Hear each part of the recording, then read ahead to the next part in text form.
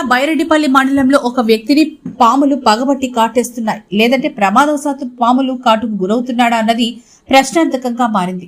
బైరెడ్డిపల్లి మండలం కుమ్మరికుంట గ్రామానికి చెందిన సుబ్రహ్మణ్యం 3 దశాబ్దాలుగా పాముల బెడదను ఎదుర్కొంటున్నాడు.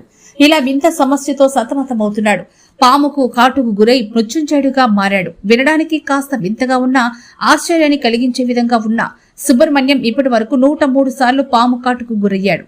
అవును, అన్నిసార్లు కూడా పాము కాటుకు గురై ఆసుపత్రి పాలై చికిత్స పొందుతున్నట్లు కుటుంబ సభ్యులు తెలిపారు. 18 ఏళ్ల వయసులోనే కర్ణాటక రాష్ట్రంలో నివాసం ఉంటూ తొలిసారి పాము కాటుకు గురైన సుబ్రహ్మణ్యం అయితే ఏ సర్పదోషం ఉందో తెలియదు కానీ పాములు మాత్రం అతనిపై పగతో రగిలిపోతూనే ఉన్నాయని స్థానికులు చెబుతున్నారు.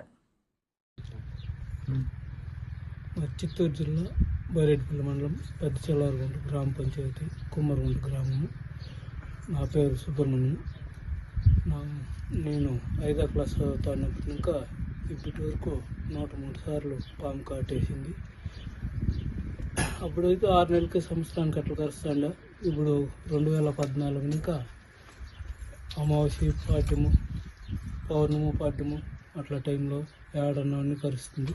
ఒకవేళ ఆ టైంలో తప్పించుకున్నా కూడా ఒక 8-10 రోజుల మధ్యలో అమావాస్య పాడ్యము, పౌర్ణము పాడ్యము మధ్యలో తప్పించుకున్నాను.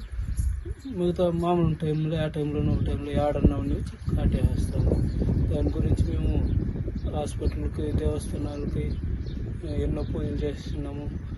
నాగదోషం పూజలు, కాలశ్రీ పూజలు చేసుకొచ్చినాము. మేము చేసిన ఎవరి దగ్గరికి పోయినా నాకు ఈ పాము కాటు ఎందుకు జరుగుతుంది అని చెప్పే మానవుడే లేకుండా అయిపోయింది.